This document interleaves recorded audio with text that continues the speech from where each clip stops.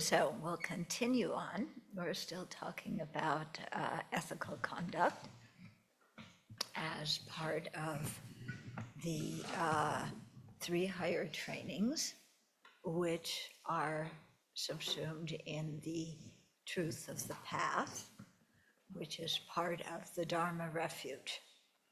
So that's why this book started out with Refuge and now is going into the 3 higher trainings. Okay, so we'll continue on from where we left off, if you can even remember where we left off. Okay, but let's begin by imagining in the space in front the lineage lamas and all the Buddhas and Bodhisattvas and ourselves surrounded by all sentient beings. And if we have some distress about the election, then so do all the other sentient beings that are standing around us. And so we're leading all of them to take refuge in the 3 jewels, which means we should take refuge too, not just by our mouth, but by really saying whenever there's times of stress or apprehension, to really turn to our refuge and turn to the Dharma that we've learned and not fall back in our old patterns of freaking out and getting anxious and, creating all sorts of horror stories. Because no matter what the situation is, basically, our job is to generate love and compassion and wisdom and keep our mind directed in a virtuous way, no matter what is going on around us.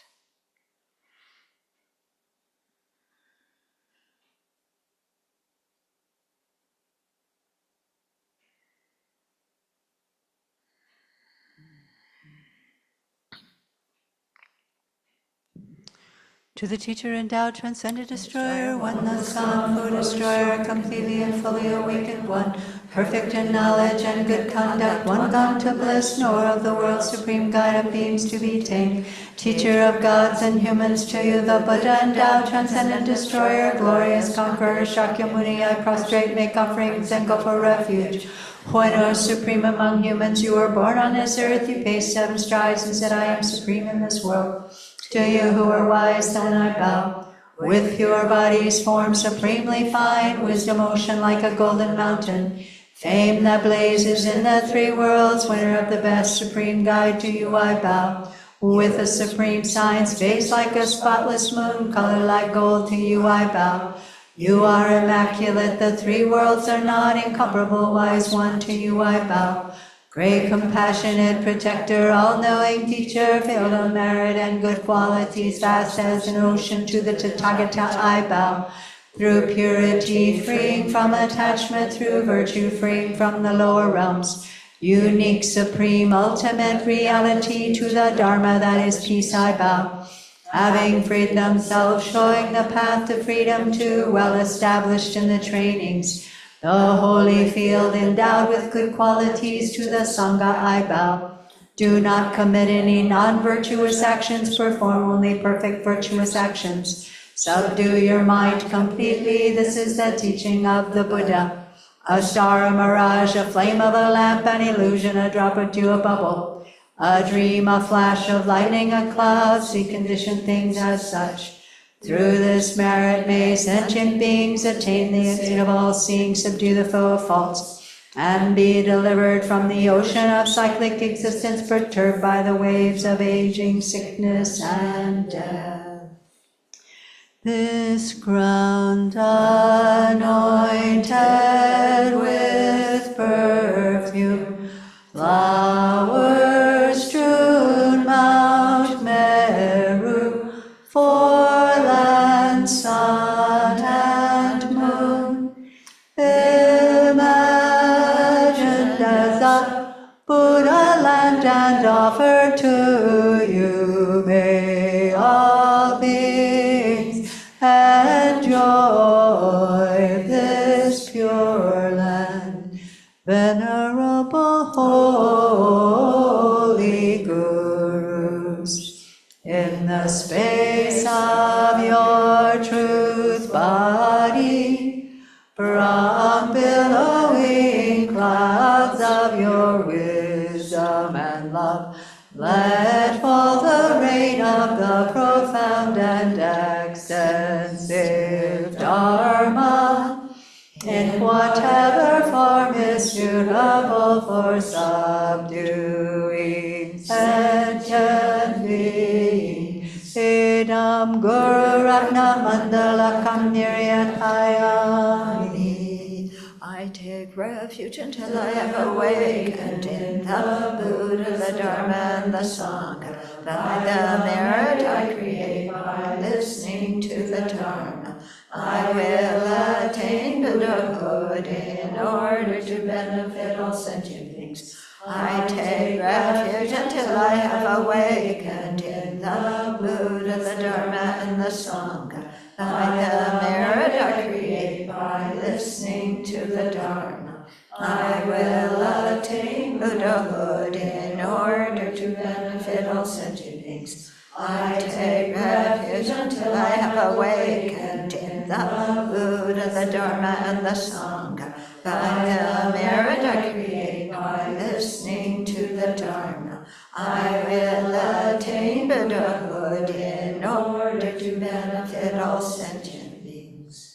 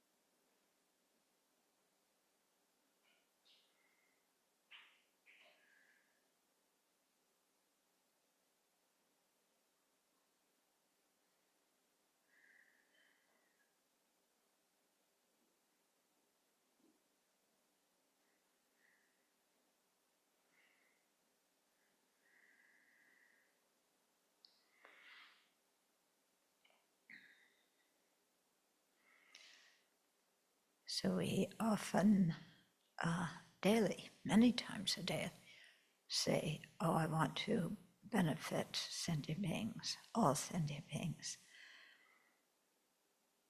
And when you think about it, that's a very huge undertaking. And we've got to start somewhere and be practical about it. And the place where we start is to stop harming sentient beings. So the idea is, as much as possible, help others. And if we can't help them, at least don't harm. But it sounds easy, don't harm others. Okay, we're not murderers, we're not extortionists. But when our mind gets out of order, when our mind is filled with greed or clinging attachment, animosity, grudge holding, jealousy, arrogance, then we may not even notice that our mind is filled with these kind of afflictions because we're so used to having them. And it seems like any person in their right mind would feel angry about what somebody just said to me, or anybody in their right mind would be jealous of so-and-so who got a better opportunity than me. So we often don't notice the afflictions when they arise, and thus they can really run havoc in our minds and prompt us, push us, pressure us to say and do things that in fact hurt others or destroy their happiness.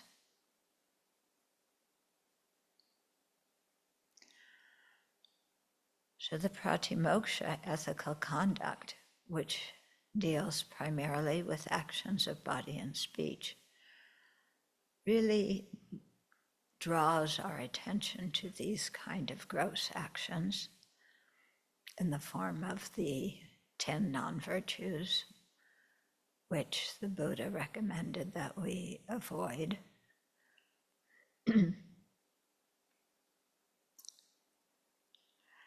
But to keep, to avoid physical and verbal things that harm others, we have to work with the mind that has the motivation to harm.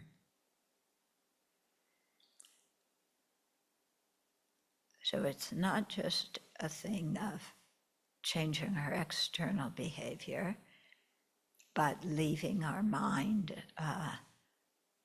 with a very distorted, self-centered motivation that we cover up in order to look good.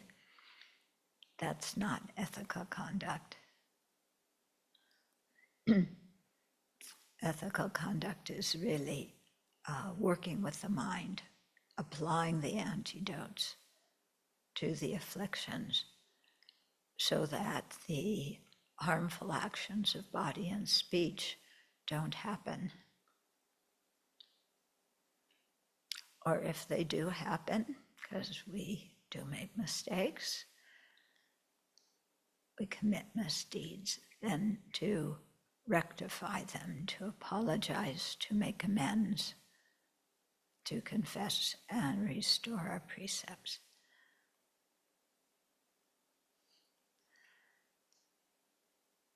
Because this is a very hands-on practice, very practical in our daily life.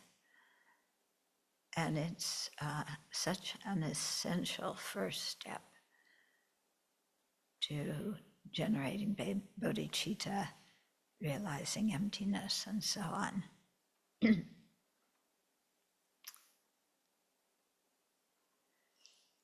Because if we want to generate compassion, we have to stop harming.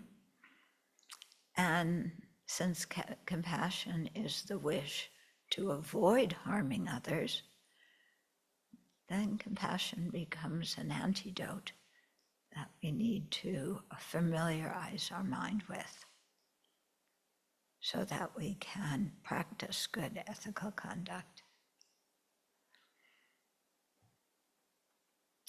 And that compassion also acts as the basis for generating bodhicitta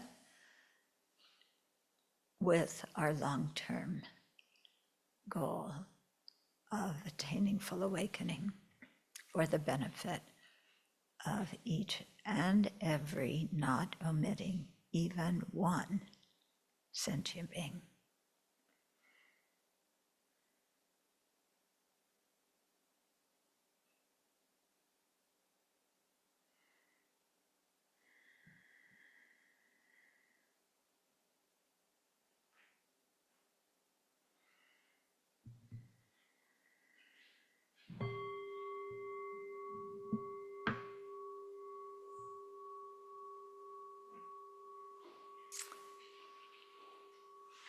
Okay, so we stopped last time on the bottom, page 107, in volume 4, Following in the Buddha's Footsteps. So we stopped with the reflection, okay? So the reflection has 3 points. First one, what ethical values do you live by? So this is an important question. And we really need to be very, very clear in our own mind what the answer is, So it can be helpful, to ask yourself this in your meditation over a period of time, so you can really go deep and figure out, what are your ethical values? And then to write them down, and then check back every now and again and see, am I living according to my values? Or have I perfected, practiced the perfection of making excuses? Yeah. Yeah. Who has some practice in that perfection?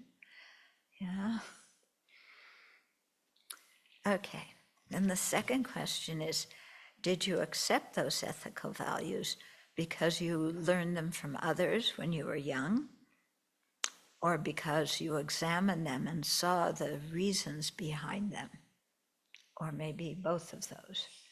In other words, when we're little, people say, do this, don't do that, this is good, this is bad. Did we just take all of that in, whatever our parents or religion of origin or community or society taught us? Did we just take that, unquestionably in? Or, when we got older, did we really start questioning those things? Yeah. Because I don't know about you, but, the way I grew up, lying was really bad. I was never to lie, especially to my parents. But I saw adults lie. Yeah? Did you see adults lie? Did you see adults tell you, don't do this, it's very bad, and then they did it? So what do you believe then? Do you just believe stuff because other people say it? And then when your family and the people you care about do it, you make excuses and, well, they must have had a good reason. Do you get judgmental and say, oh, they're going to hell? How do you react? And do you step back and ask yourself, well, okay, I'm judging others and assessing their ethical conduct, but what about my own, and what do I really believe? Yeah, I say that lying is bad, but there's some things I don't want other people to know. Yeah, because if they know, then I don't look so good. And they may not think well of me. And what other people think of me is really important, because I don't want to destroy their faith. Yeah. You see the perfection of excuses? Yeah. So, really think about this, and, in what situations do I fuzz and fudge? Yeah. And in what situations am I just going to be honest, no matter what other people think of me? Yeah. And how do I feel when I own up to what I did? And how do I feel when I pull the wool over somebody else's eyes and make them think that it's actually somebody else to blame because I'm innocent? Mm-hmm. I just did a couple of weeks ago an interview. There was an attorney who has a website called Beating the Prosecution. Okay, he's a criminal defense attorney. Yeah, beating the prosecution. And he asked me to speak, and I said, well, do you want me to be direct and straightforward, or do you want me to say things that kind of fit in with beat the prosecution? I mean, I knew what I wanted to do. Yeah. And he said, oh, you can be direct. So I was. Yeah. Because I had read something that justice, whether you're an attorney, whether you're on the prosecution or the defense, justice is really about understanding the situation and doing what is correct and beneficial. It isn't about, convincing the jury that your guy who actually did the crime didn't do the crime. Yeah, it's not about that. And it's not about framing somebody else who didn't do the crime, because you need to have a certain number of convictions to get reelected as the prosecutor, or, to do what your office wants. Yeah, so did you get what I say? Yeah, it's not about, but if you are the prosecutor, or no, if you're the defense attorney, your goal is to beat the prosecution, but it shouldn't be to beat the prosecution. It should be to find out what happened and do what is fair.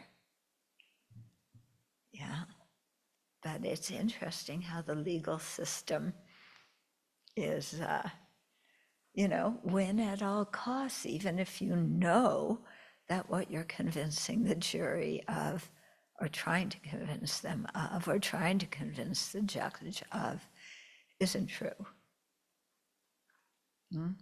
So, how much do we do that in our own lives?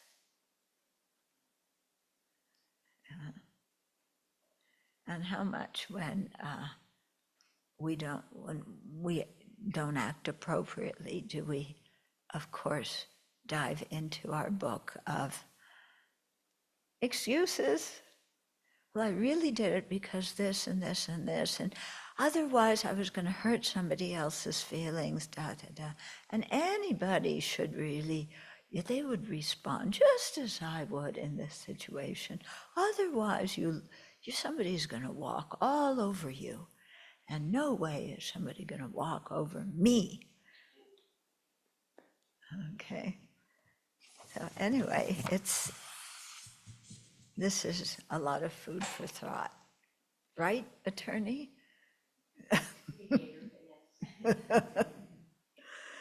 And then the third point in the reflection is, why did the Buddha caution against taking intoxicants?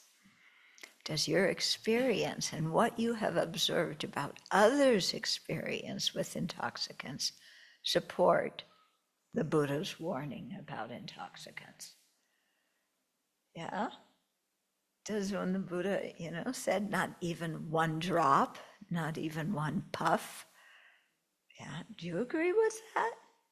Really? Isn't that a little bit too strict? Yeah? You guys are so puritanical. Not one drop, not even in Ayurvedic medicine.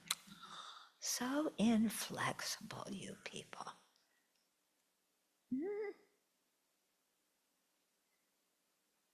Oh, some of you are smiling. You agree with me, huh? So, you do. Uh-oh. That was the wrong answer.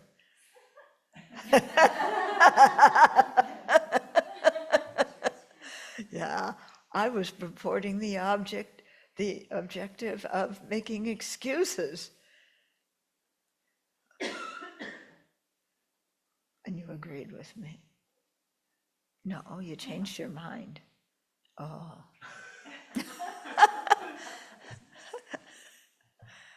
Because you really agree with me, or because you're just trying to give the right answer?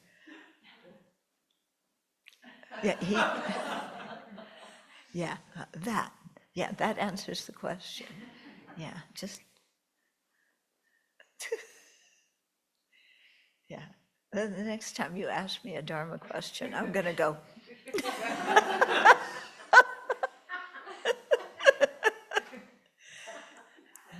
I don't know what it means. It must have some deep symbolic meaning. Yes? Oh, is it from your fraternity? Oh, what does it mean? It's the deep symbolism of the wave which encompasses all, but it also is part of none.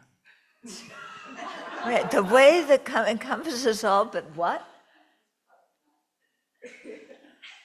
Part and also whole together. Oh, that's very profound. Yeah. This is what happens when you go on leave. Oh. Yeah, you come back.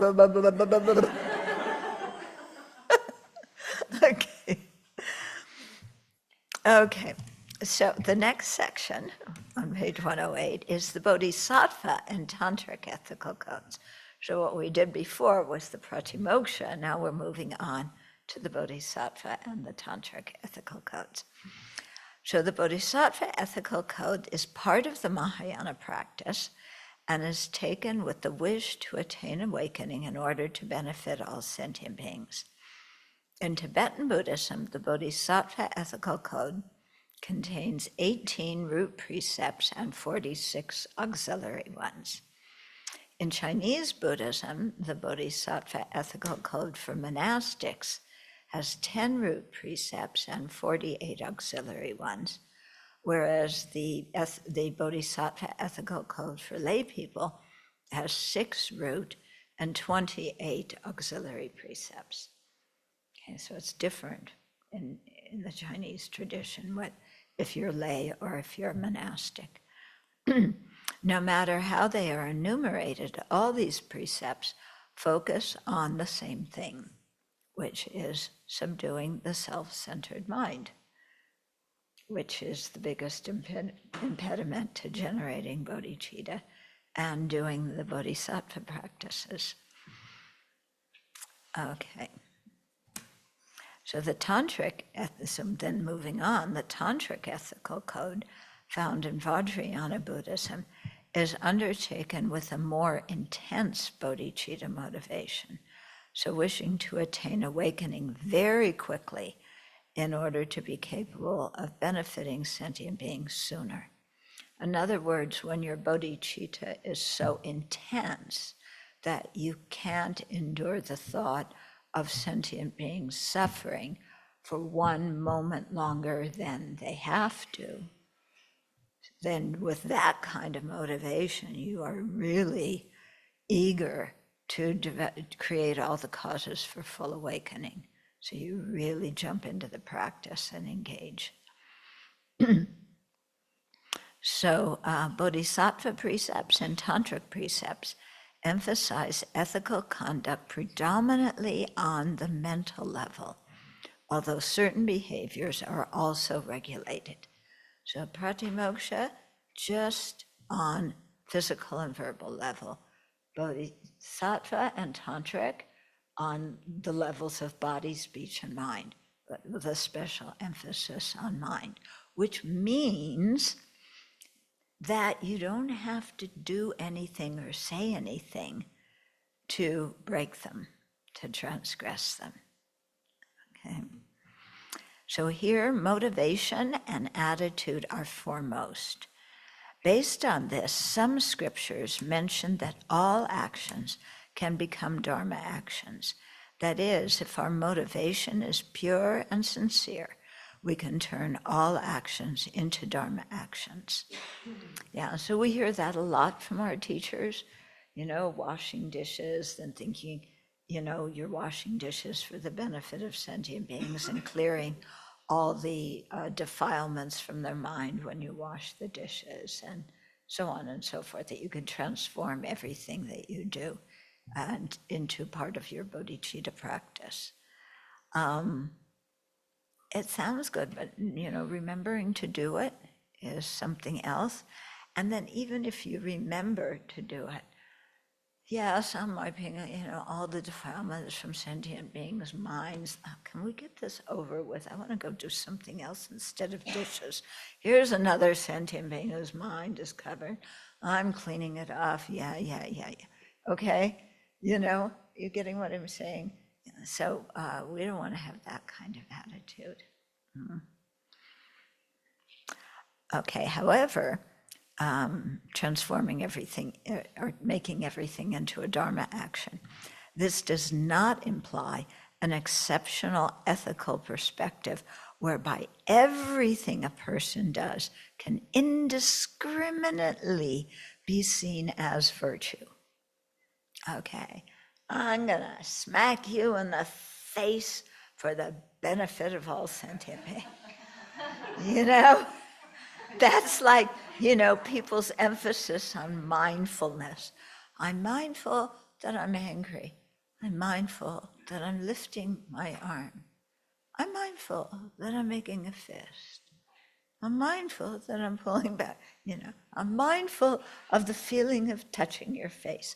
And no, that's, some people may say, okay, yeah, that's a lot of mindfulness. I think it's a lot of BS. Okay. Because mindfulness has to be supported by ethical conduct. If it's not based on ethical conduct, what are you doing? Yeah, I'm mindful that I really want to hurt this person's feelings because they were so mean to me. Yeah, that's nice, you're mindful of it, but your mindfulness should be used to apply the antidote so you don't act that out. Instead of, yeah, I'm mindful, I want to, insult somebody, and I'm mindful that I have the exact words planned out. I'm going to get them. Okay, no. Okay, it has to be supported by ethical conduct. Okay. And also, there's, we'll see if we get to it, and then I'll talk about this point. Okay, according to the Vinaya, where the main emphasis of the practice is on decreasing attachment, monastics are not allowed to touch money, gold, or other precious objects. However, according to the Bodhisattva precepts, which presupposes some degree of control over attachment and emphasizes the welfare of others, if the donor would be hurt or feel deprived of the opportunity to create merit if we refused her monetary gift, then we should accept it. Okay, so the level of pratimoksha, our goal is to abandon attachment, so we don't, go out, we can't go and buy things, yeah? And we remember we have a precept about buying and selling. We can't buy stuff and can't hold money, can't pick up jewelry and stuff like that. Okay, can't do business activities. So the whole thing, those precepts are really designed to tame our attachment. Yeah, but with the Bodhisattva precepts, the purpose is to help us increase our compassion and our wish and ability to benefit others. So there, if you have money or possessions, yeah, and you have some degree of detachment, yeah, then you can accumulate those things, not for your own benefit, but so that you can give them to others and share with others. Okay, but see, this is the tricky part of it, is, if you have a good motivation, yes, you can accept expensive gifts, you can go to, on different expensive things, but the mind has to be, really free of attachment. Yeah. So we can start out with the mind free of attachment, but gee, it's so nice, yeah, to sit in this car where the seats are so nice, and it's a beautiful, red hot convertible, just what I need to boost my self-esteem when I'm middle-aged. And, yeah, and then, it also serves the Bodhisattva practice, because that way other people will know that I'm a very good practitioner and that other people gave me my red hot candy apple red convertible. Yeah, And why'd they do that? Because I'm such a good practitioner. So it's good I have this car and drive it around. Yeah. And then those people will think well of me and they'll come to me for teachings. Yeah. And that's what I'm supposed to do as part of my Bodhisattva practice, right?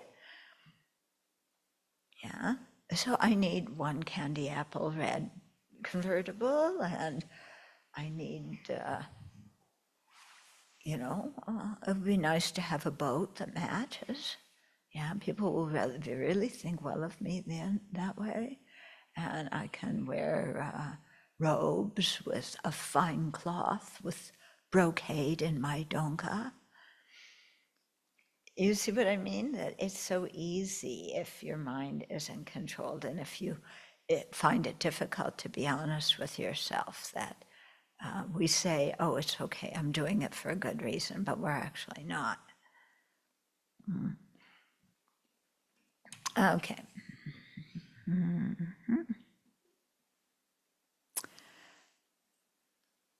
Okay, so although these actions may seem superficially contradictory, and one you can't, for Vinaya, you wouldn't have that object. For Bodhisattva practice, you could. So although these actions may seem superficially contradictory, they both involve ethical precepts that apply to one person, and here's the key, at different times in their training, according to what they are capable of at that time. Okay, so we also find within the Bodhisattva precepts, if you look at the auxiliary ones that are related to ethical conduct, that if it is more beneficial for you to transgress a pratimoksha precept for the benefit of sentient beings than to keep that precept literally as you would do in the Vinaya practice, then it's a transgression not to go beyond the Vinaya practice. It's a transgression not to do that action when it would be of greater benefit for others if you did that action. Okay, so the one story that often comes up in this regard is one from the Buddha in one of his previous lives before he became the Buddha.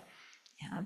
And he was the captain of a ship that with 500 sailors, and they were going out to find the gems in the ocean. Okay, they were on a search for gems, especially the wish-fulfilling jewel. Okay, everybody believed there was a wish-fulfilling jewel, so they wanted to go out and find it.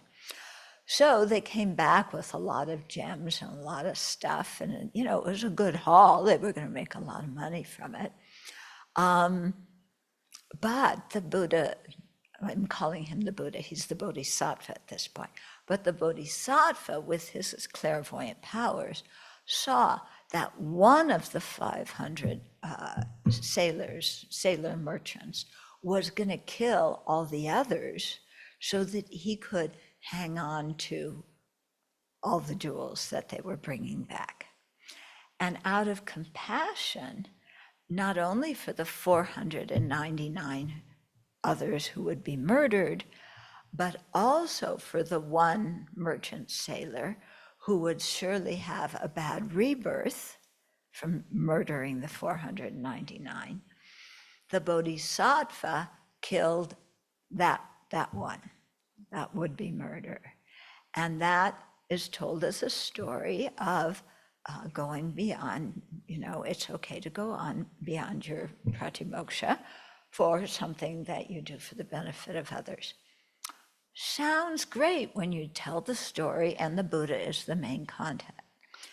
Now, what happens when you tell that story to a bunch of new people in the Dharma, especially people from the West? It becomes, well, yes, if it's for the benefit of others, then I can do it. And so, I want to assassinate King Nebuchadnezzar, or, whoever it is, because, I want to assassinate Adolf Hitler because he's going to kill millions of people, and so it's a Bodhisattva deed, because I can't stand this guy. I mean, look what he's doing. He took over the whole German country, pulled the wool over people's eyes, got them involved in all this horrible stuff. It's out of compassion. I want to get rid of this guy because I can't stand him and he's ruining the world. What do you think? Good motivation, not so good motivation? Should he kill Hitler? Should he not kill Hitler? No? Oh, but then Hitler will go out and kill so many people. Yeah? And he wants to do something good. Get rid of that guy.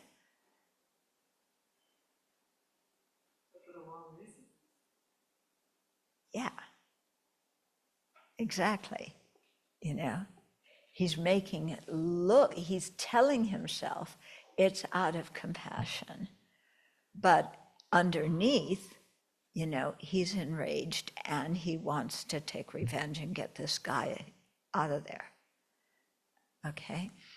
But you find that people hear that story and then they give themselves permission to do all sorts of things. Because I'm doing it for good motivation. Okay? Now, the lamas have some debate about that action. Yeah. And they say, if, this way some lamas see it, if, you are willing, let's say you're the Bodhisattva there, you're just some sentient being, if you are willing to experience the karma of killing 499 people, and you're willing to experience that because your compassion is so strong,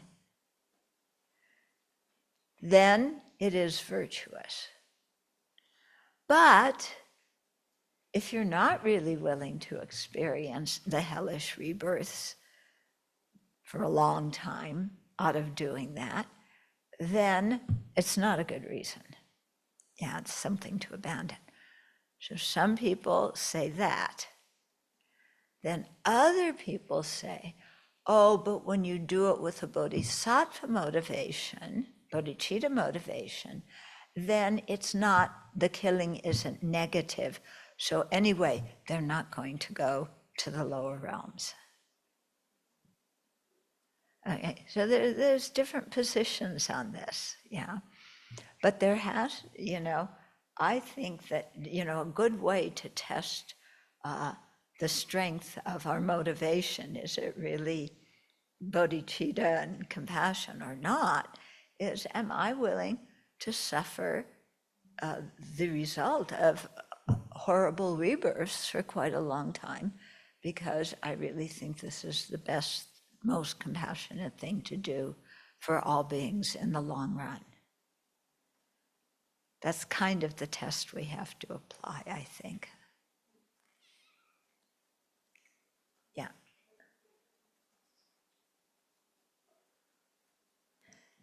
Venerable, do you need to really understand what those rebirths are to truly be willing to undertake them?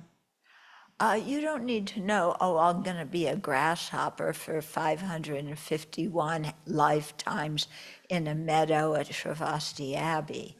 No, you just know that it's a lower rebirth, and you've contemplated all the lower realms enough that you don't really want to hang out in any of them. Okay? Yeah, sometimes with some of the actions, the scriptures will talk about specific realms or results that will come. And so if you've studied that, you might think that too. Okay? So there's this touchy point to really check our compassion. Yeah? Okay.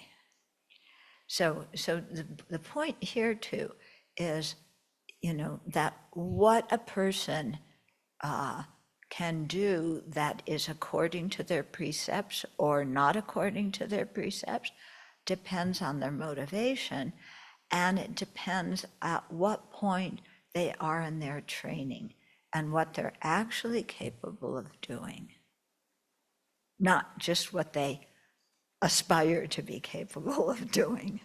Yeah. Okay, tantric texts discuss certain behaviors that reflect a person's having overcome polarities and preconceptions regarding such things as cleanliness or beauty. The conduct of very advanced tantric practitioners may reflect this. Yeah. So you look at Milarepa, which, by the way, somebody painted that beautiful tanka, so we need to frame it and hang it up. But Milarepa, if you were walking down the street in Spokane and you saw some guy, practically naked with blue skin, yeah, what do you think? Yeah. Oh, he must be a great tantric practitioner. Is that what your first thought is? No, who in the world is this guy? I'm crossing the street. Okay. But, for Milarepa, he wasn't just doing this so that he looked kind of cool, like, isn't it cool I have blue skin and I'm filthy and I live in a cave and I talk to the thin air because I think there's spirits there. He's not doing it to look cool. He's the real McCoy. He has the motivation capable of doing that. Okay, it is often said that the behavior of advanced tantric practitioners cannot be spoken of in terms of precepts because their level of spiritual realization is beyond the preconceptions of inherent good and evil. Yeah, inherent good and evil, definitely, we should challenge that too. Yeah, because it's not that lying is inherently bad. Yeah, it's that the Buddha said lying is negative because he was able to see that when people lied, this was the experience they had, either later in that life or in a future life, and they would suffer. So based on actions that resulted in suffering, the Buddha said those actions were negative. Yeah. Theistic, ethical codes, it starts with the creator who made up the rules. Creator said, this is bad, this is bad. If you go here, if you do this, you're going to hell. Buddhism, it's not like that, okay? The Buddha was seeing, okay, when sentient beings were in suffering, he could see the actions that they did that brought on that suffering. And those actions then were classified as non-virtuous. So it was in dependence on their results that something became not virtuous, not because the Buddha made up this code and said that, okay? So when we think about it, if we've really thought about cause and effect a lot, it makes kind of sense, doesn't it? That if you lie a lot, you're not going to have a great rebirth. And even if you are born human, people are not going to trust what you say. Doesn't that make sense? Yeah. If you lie a lot, then karmic result is even you're born as a human being, even you tell the truth, people aren't going to believe you because of that karma. Okay, so although we may not be able to see exact this specific action of lying caused that specific suffering, but just the general parameters, they make sense. Yeah, and you can even see in this life, somebody who lies a lot, whether they exaggerate a lot or they make a lot of excuses, that aren't true, then after a while, nobody believes them. Yeah? So it makes sense even in this life, let alone in future lives. Yeah? Same for something like taking things that haven't been freely given. If we develop a habit of, I'll take this and I'll take that, and it's just lying around, doesn't belong to anybody, so I'll pick it up and call it mine. Are we sure it hasn't been freely given? We have to really see what it is that's lying around. Yeah. You're going to tell my habit of picking up rubber bands in Singapore. Yeah. So, because at the Abbey, we often run out of rubber bands. In Singapore, yeah, because so many people do take out food, your food is in either wrapped in paper, wrapped in some kind of carton with a rubber band. And so people take the rubber band out, they throw it, it's litter on the ground, okay? So as long as I know it's litter, and it's making the alley where we walk dirty, then I feel okay about picking up those rubber bands and keeping them. If the rubber bands, yeah, even if my friends think I'm weird, but if those rubber bands were in a box on somebody's desk, I wouldn't just go and take them because it was clear that they belonged to somebody. Okay, so you have to check a lot of things, and see, does that mean I'm going to be reborn and with a life where I am forever deprived of rubber bands? Or where people steal my rubber bands? No, it probably, if you don't confess things, the heaviness of the karma, right, gets heavier and heavier. It what do you call it? What? It gets bigger. Yeah. Okay.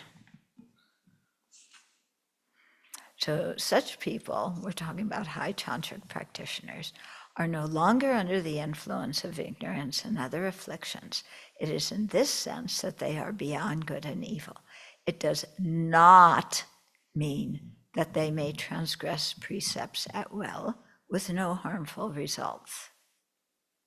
Yeah. Rather, because they have profound wisdom of ultimate reality, their minds are so thoroughly disciplined that the very purpose of the precepts, to tame the unruly mind, has already been fulfilled. Okay, so it's in that sense when somebody's said to be beyond needing precepts. It's because they already keep perfect ethical conduct. Okay. Having understood emptiness and dependent arising, they have great respect for ethical conduct. So it isn't just, I'm a high practitioner, phony, forget ethical conduct, it's phony baloney, it's just a bunch of conceptions, and, no, that's not the way they think.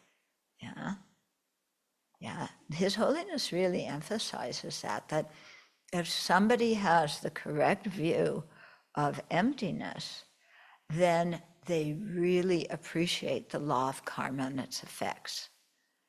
Okay? Because karma and its effects talks about dependence, dependent arising, and dependent arising is the reason proving that things are empty of inherent existence. They go together. Mm-hmm. Okay, so these practitioners have great respect for ethical conduct. Although such practitioners may act unconventionally on occasion and outwardly appear to be acting contrary to precepts, no mental defilements are involved, and their actions do not harm others.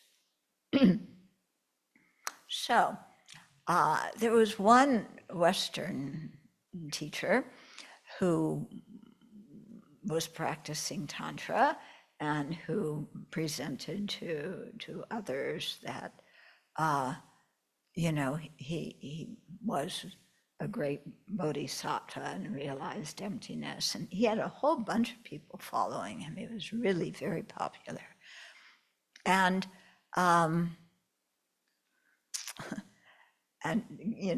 there was a lot of talk about him having special powers. So Zopa Rinpoche, as I hear it, wrote him a letter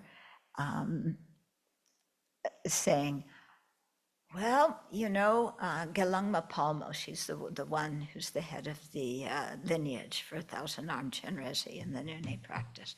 Gelungma Palmo, people were accusing her of, not really having realizations and just kind of being phony. So to prove what she could do, she cut off her head and then she reattached it.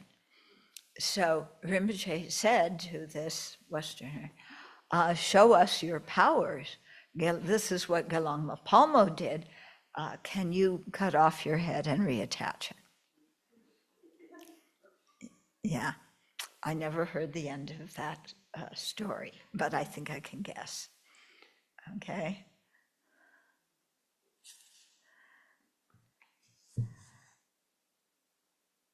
Yeah, I mean, there's stories of what the tantric yogis do, and they sometimes really act very unconventionally, and the Tibetans love these stories.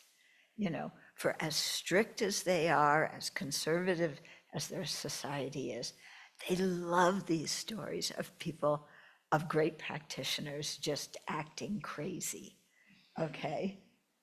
What seems to be crazy but isn't crazy.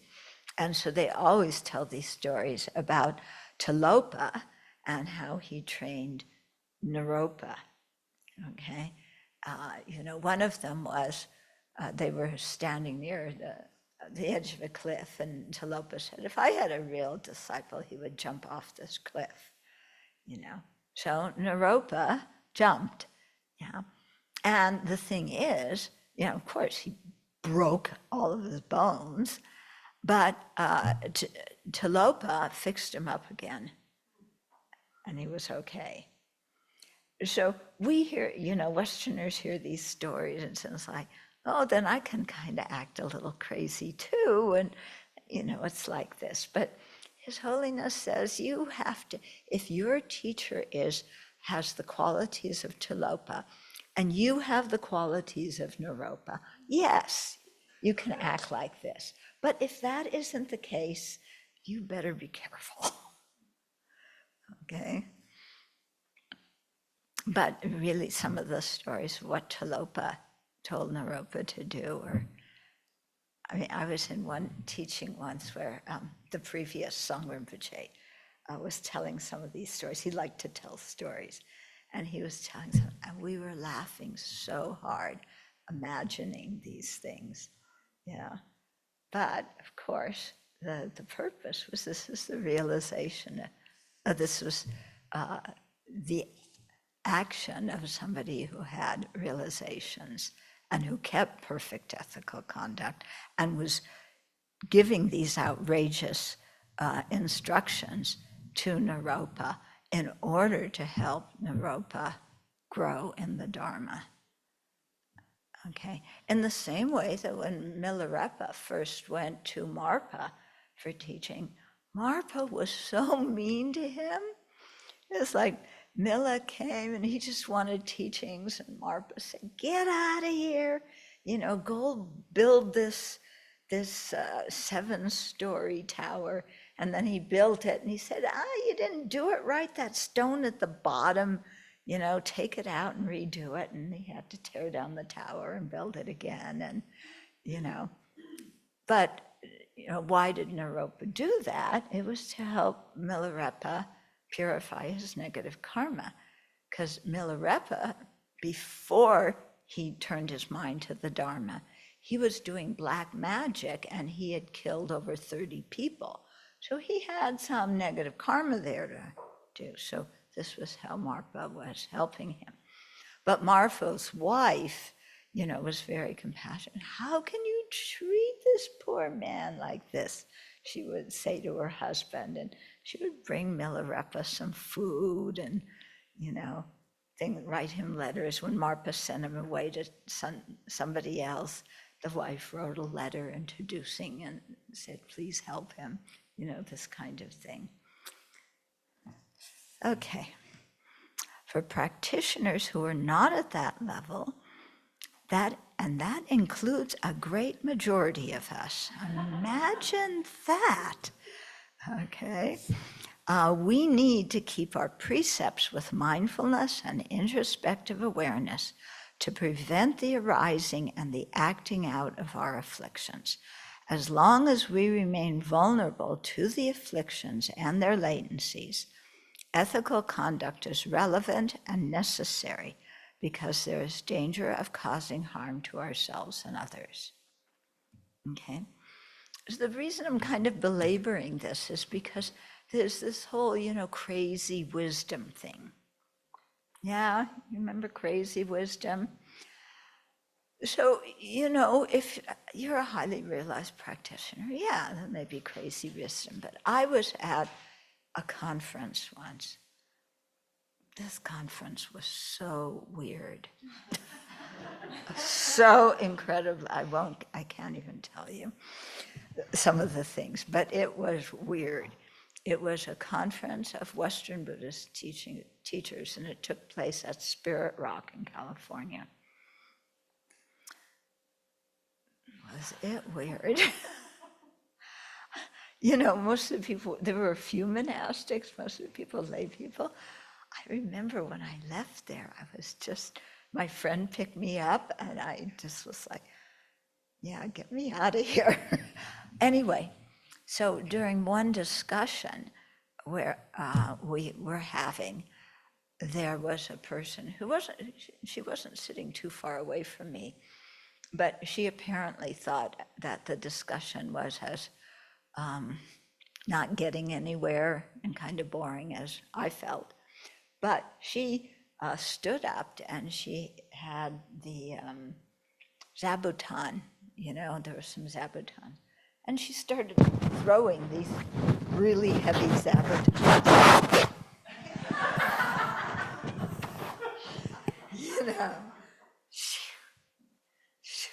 She was small, and she's throwing these zabutons. While the conference is going on and someone's speaking, and finally someone stopped, the speaker stops and said, can we help you? Do you need, what's happening? And she just said, I'm acting with crazy wisdom to get a point across to you.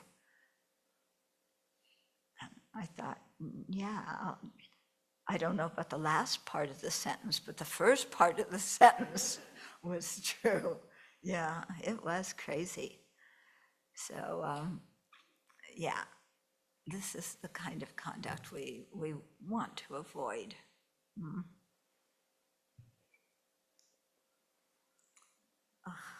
Why did I have to remember that conference now? Really, what some of the people said? Yeah. So taking the example of Tilopa and Naropa, if I was looking for a spiritual teacher and I saw a spiritual teacher tell their disciple, jump off this cliff, I would think, my gosh, that person has terrible ethical conduct and I shouldn't follow them.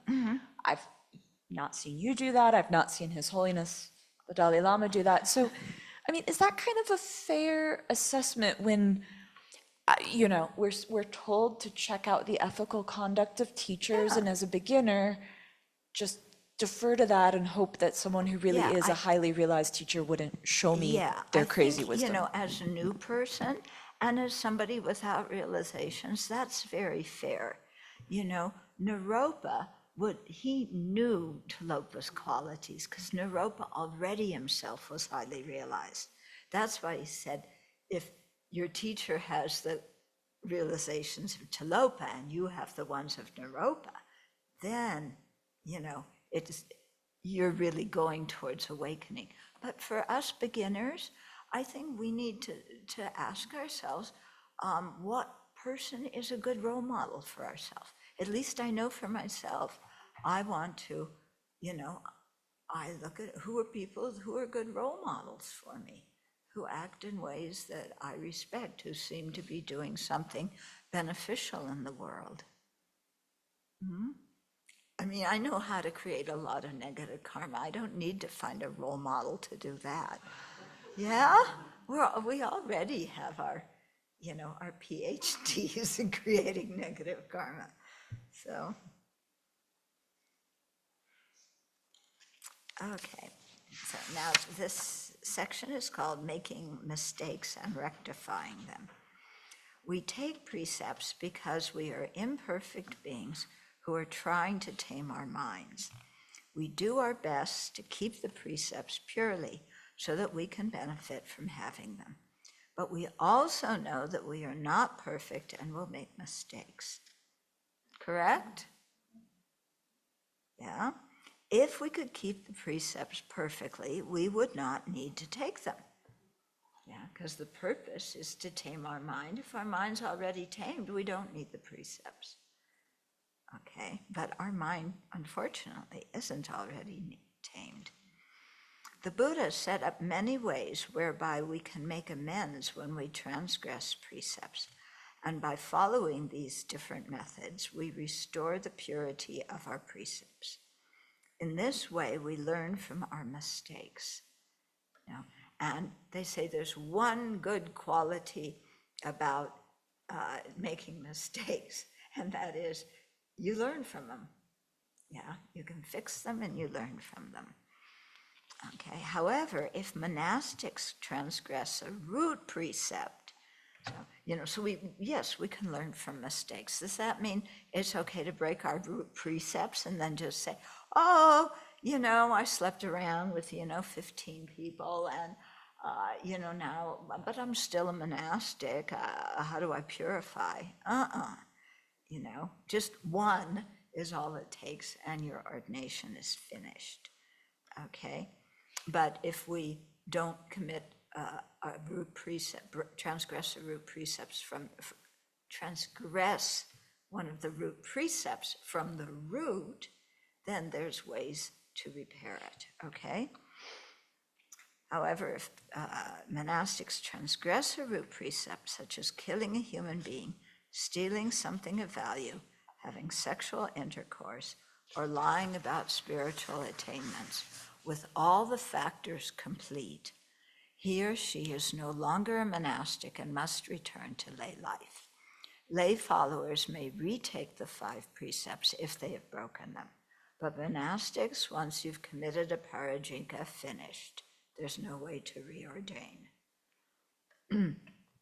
When we transgress a precept, it is important not to conceal it, but to reveal it and use the methods taught in the Vinaya to purify both the destructive karma and the infraction of the precept. Okay, so when there's an action that is prohibited because the Buddha made a precept, we have to look, and is that action a naturally negative action, such as killing, stealing, lying, and so on? If it, and why is it naturally negative? Because almost any ordinary person who does it is going to have a negative motivation, and it's going to be harmful to other living beings. So it's naturally negative, okay? Whereas like eating in the afternoon, it's not naturally negative. But both of those, the one about, let's say, stealing and the one about eating in the afternoon, one is naturally negative, one isn't, but there's precepts against both of them.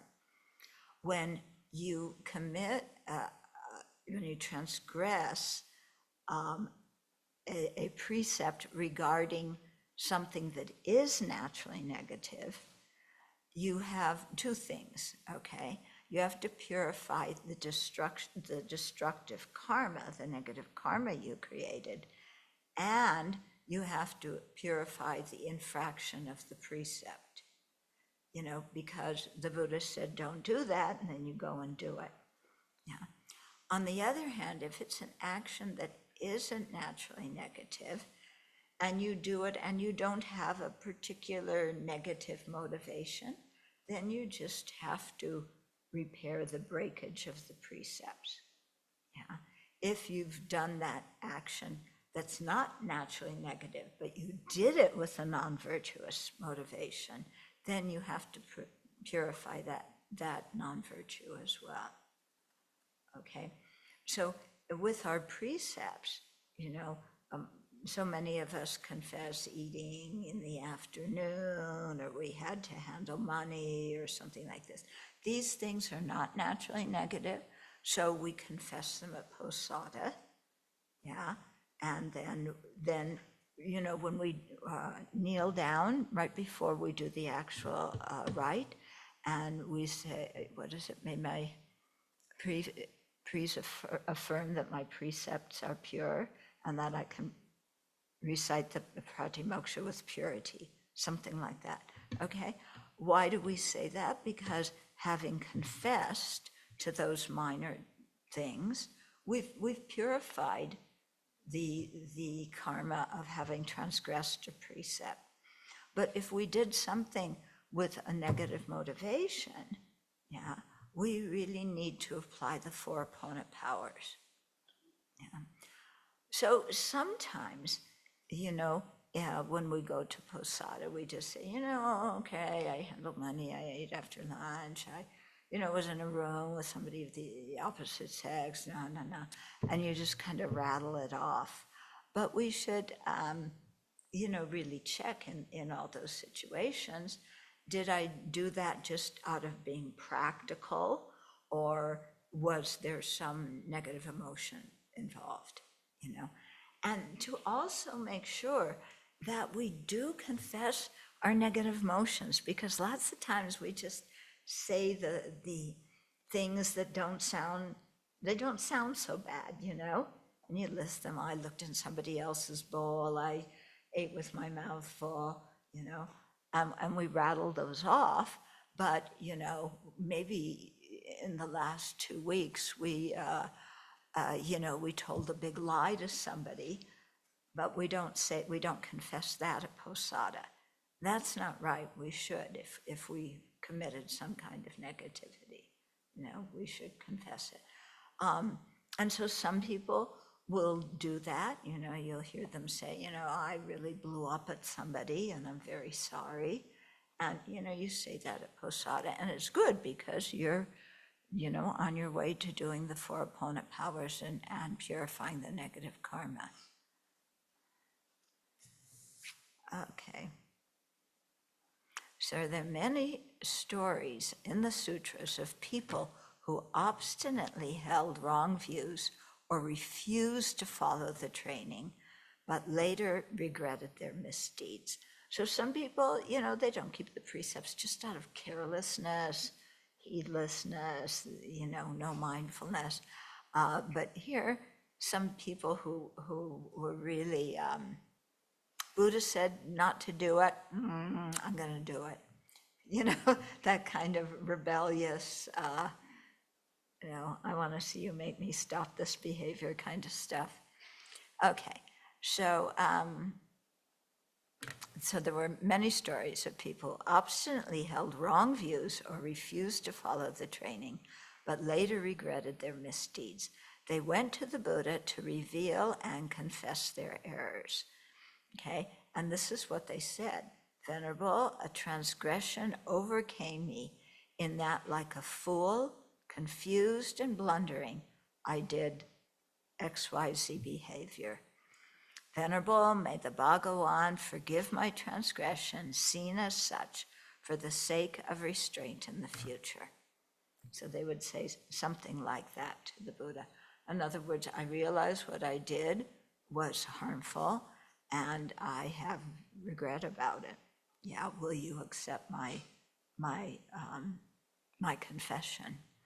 So the Buddha then agreed that the person indeed committed a transgression and spoke of the consequences of having done so, because he wanted to make sure the person understood the faults of the action. So somebody did something bad, he confessed it to the Buddha. Yeah, Buddha would say, well, you know, the karmic result of this or that action is, you know, you're going to be reborn as a preta who runs around searching for food and drink all the time. And so, you know, really think about if you want to continue this behavior and continue to create the cause for such and such a result. So the Buddha would say something like that. And the Buddha also, was when the Buddha was sure that the person comprehended the faults of their actions, and that the confession was genuine. The monk wasn't just saying, "Oh yeah, I confess this," but he really, meant it. Then the Buddha would say, since you see your transgression as such and make amends in accordance with the Dharma, we forgive you. For it is growth in the Arya's discipline when one sees one's transgression as such and makes amends in accordance with the Dharma by undertaking restraint concerning that behavior in the future. And so when we can do that, then it shows we're growing in the Dharma. We made a mistake, we learned from it, we have a determination not to do it again. It is essential that monastics help one another by giving and receiving advice and admonishment. When a monastic misbehaves but does not acknowledge his or her error, individual monastics or the Sangha community should advise him with a compassionate motivation so that he can correct his ways. When we receive admonishment, somebody says, I was watching you the other day in the kitchen and you were, going into the pantry and getting the food you like, even though it wasn't something that was offered to the whole group, you were taking what you like and, put it in your pocket and took it back to your room. And that is not actually how we should treat the property of the Sangha. It's an action of taking what hasn't been freely given, So you admonish somebody like that because you care about them. Okay, when we receive admonishment, we must listen respectfully and contemplate what those who are senior in ordination or wiser in precepts say. After the root precepts, the second category of precepts, the remainders or Sanghavasesas, are the most serious to keep well. Many transgressions of the remainders are tied to defiantly refusing to heed advice and admonishment.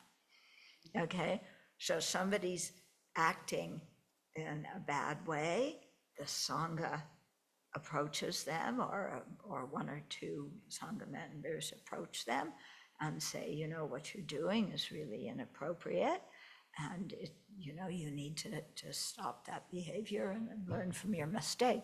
And the person says, why are you bugging me? Mind your own business.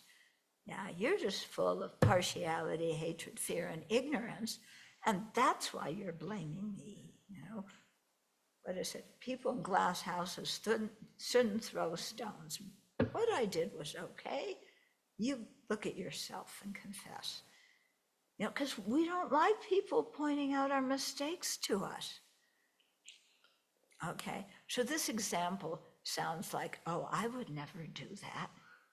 Yeah?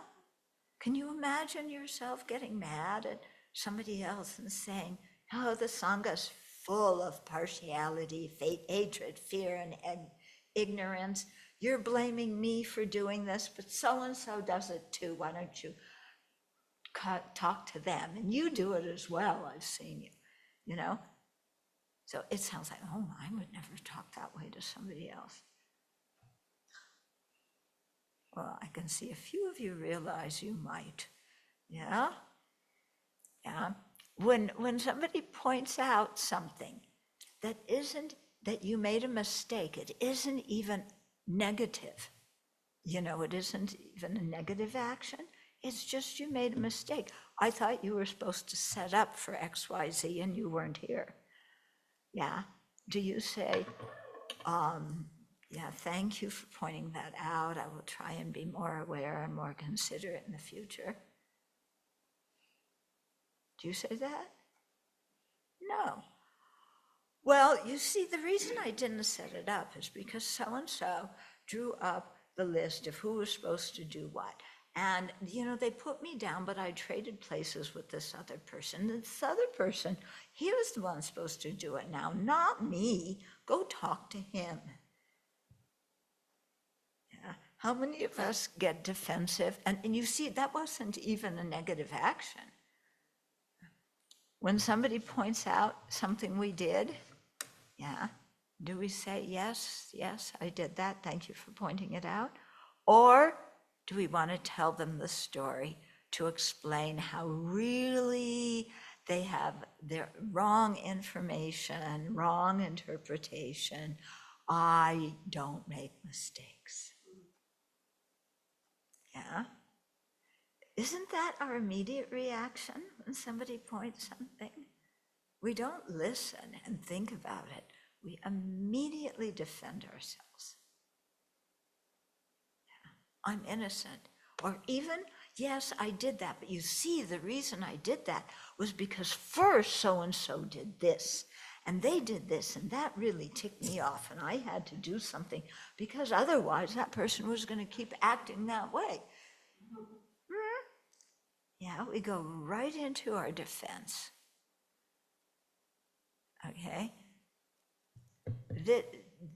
This kind of behavior itself is a transgression.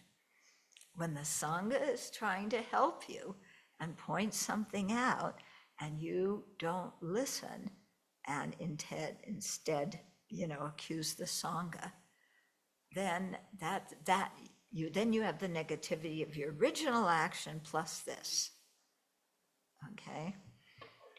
And you can see in the Sangha of Assessors, there's one particular precept about just not listening when other people give you feedback. Yeah. And, when people do that, it's like you may be trying to help them, but at that moment, what can you do? They repel everything when you're trying to help. So what do? You just, okay. But then, then the other person doesn't learn anything and they think, oh, yeah, I got out of it that time. I just, my teacher's a pushover. All I have to do is defend themselves and blame this other monastic and I'm off the hook. You don't think that consciously, but that's there.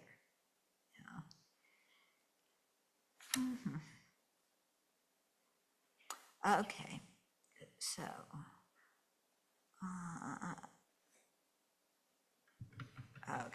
so many transgressions of the Sanghavasesa, the remainders, are tied to defiantly refusing to heed advice and admonition. Such behavior creates many hindrances to our practice. Duh. But we don't see them as hindrance because we're protecting our motivation, our reputation. That it's a huge hindrance. In some cases, the behavior a person is being warned against may not be naturally negative, and thus itself would not create a big hindrance. However, when someone is defiant, stubbornly defends themselves, and refuses to listen to wise advice, that person creates obstacles to spiritual practice. For example, when the Buddha recommended that monastics eat only before noon, the monk Badali told the Buddha he was not willing to do that and announced to the Sangha as well that I refuse to undertake that training. I don't want to keep that precept. Yeah, it's a stupid precept. Why can't I eat afternoon? Okay, while eating afternoon is not naturally negative, Bodali's attitude of clinging to his own ideas created the obstacle. Although it can sometimes be hard to listen to others when our self-centered attitude is strong, for our own benefit, we should try to take in the compassionate counsel that those wiser than us offer. But it's interesting, isn't it? When, we are accused of something, even if we did it, we still feel like we're innocent, yeah? And we defend ourselves, and yeah, it's so knee-jerk, isn't it? Somebody just looks at me cross-eyed and like, oh, you're accusing me of doing something negative. I didn't do anything. And all they did was, they have crossed eyes or something, But we just are like super sensitive. Yeah?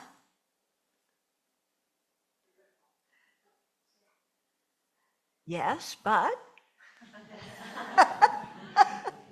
Venerable, I noticed two kind of behavior. One is when I was given a feedback, and then my mind, what my mind think and what my mouth come out is totally different. So that I agree on the mouth, but I disagree in the mind. You agree mentally? I disagree mentally. You disagree mentally. Yeah. And what do you do verbally? Verbally, I say, yes, I will do as directed. But then in my mind, it's like, woo. Yeah. Yes, so then you're lying. Yeah. This is a tendency that I always caught into. Yeah. Yeah. And the other one is, it becomes very passive, and I'll just do it. I'll just do as directed, but lack of process of thinking. Yeah. Like, why did somebody object to that action? Yeah. So that's the thing, when somebody gives us feedback, to really listen and, it's like, because they'll tell us what, the result of that action that disturbs somebody else or whatever, and to listen to it. And, oh yeah, that's true, When I start practicing playing cymbals in washing dishes in the kitchen, taking the lids of the pots and boom, boom, boom. Oh, and somebody says, gee, that's very noisy. Oh, yeah, they're right. Yeah. Yeah, it's hard sometimes because we so just automatically defend ourselves. Or, we say it, yes, you're right, but we're not really taking it in. I'm saying, yes, I'm sorry, because I just want to get that person off my back. Not because I really want to learn from what I did. Yeah. So interesting watching our mind, isn't it? Yeah. Okay. So fortunately for Bodali, who just defiantly said to the assembly, I'm not going to keep that precept. Fortunately for Bodali, some wise monks recommended that he apologize to the Buddha, which he did. The Buddha was stern with him in response. So it made me, when I was reading that story, wonder, what would have happened had Bodali tried to follow the training, and then, if he experienced difficulties, had humbly gone to the Buddha to explain, oh yeah, Buddha, you said let's eat before noon.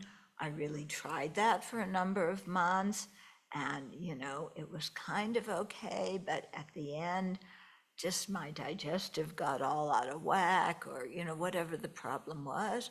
So I'm really finding difficulty with keeping that. And if he had gone to the Buddha and said that, the Buddha might have said, that's understandable, you have a good reason not to follow that. But he didn't do that. He just declared, I'm not doing that. Okay. Surely the Buddha would have compassionately helped Bodali, and so many problems would not have arisen. But they wouldn't have had the story in the Vinaya. So that's why we say that the naughty monks and naughty nuns did us a favor. If we keep our precepts well and take the essence of our precious human life, our minds will transform and we will be able to accomplish much that is of benefit to ourselves and others. How is this to be done? So here's Shariputra's recommendations. Here, disciples of the teacher always refers to the Buddha. Here, disciples of the teacher who live secluded train in seclusion. They abandon what the teacher tells them to abandon. They are not luxurious and careless. They are keen to avoid backsliding and are leaders in seclusion. Okay, that doesn't mean that these people are living, out in the wilderness and they very secluded from all life and they don't talk to anybody. It doesn't mean that kind of seclusion. It means that their minds are secluded from non-virtue. So Shariputra goes on to say the real evil is greed and hatred, anger and revenge, contempt and domination, envy and avarice, deceit and fraud, obstinacy and presumption, conceit and arrogance, vanity and negligence. In other words, seclusion means isolation from afflictions, especially those ones just listed. Isolation or seclusion from afflictions, destructive actions, and the 8 worldly concerns. Seclusion from self-centeredness and seclusion from self-grasping ignorance are the best kind of seclusions. Someone could live in seclusion in a remote place, far from other living beings, and still have a mind filled with negativities and distractions. Genuine seclusion entails conscientiousness, mindfulness, introspective awareness, integrity, and consideration for others. In short, seclusion is to train our minds so that they become one with the Dharma. Oh, we're going to finish this chapter. Precepts give structure to our physical and verbal actions and stimulate us to examine our minds, for only by working with our views and emotions can we keep the pratimoksha precepts well. However, monastic life is more than abiding in precepts. This is one thing many people who ordain don't understand. It's like, I ordained, I better learn the precepts. That's all there is, just the precepts. No, there's so much more to being a monastic. How do you cultivate a monastic mind? How do you live harmoniously with others in a community? How do you live as a community instead of as a group of individuals who all want to do their own trip? There's so much more to learn than just, don't do this and don't do that. Yeah.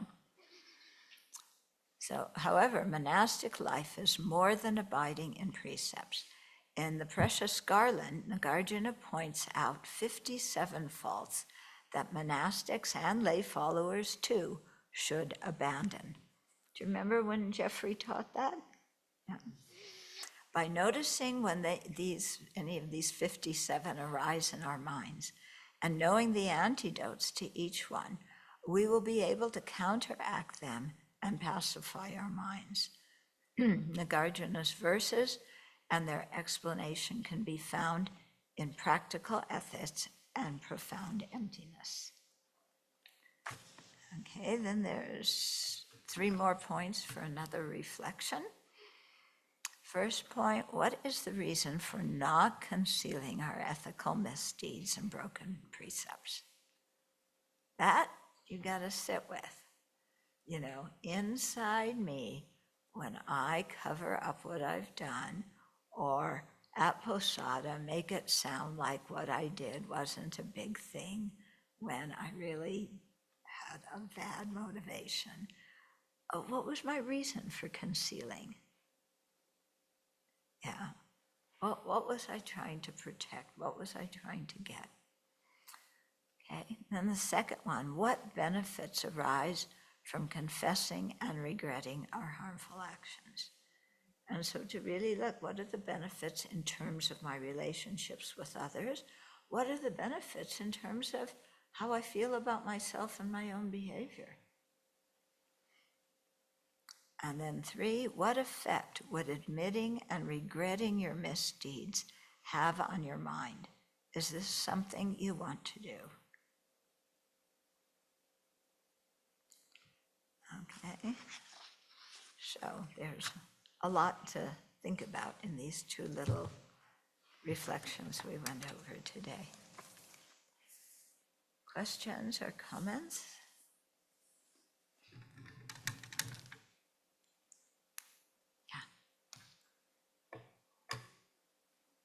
Do you know why in the Chinese tradition separate Bodhisattva precepts develop for lay people?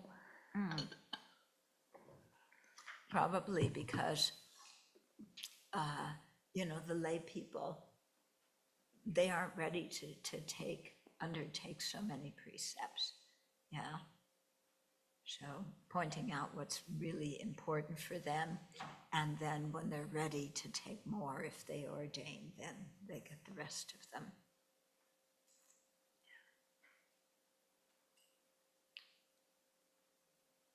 Anything else? Okay, then we'll dedicate.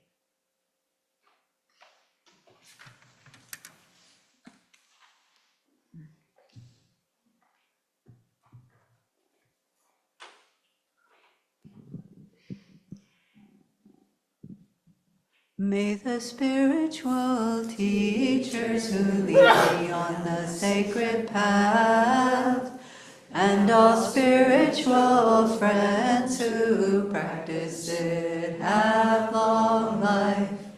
May I pacify completely all outer and inner hindrances. Grant such inspiration, I pray. May the lives of the venerable spiritual mentors be stable, and their virtuous actions spread in the 10 directions.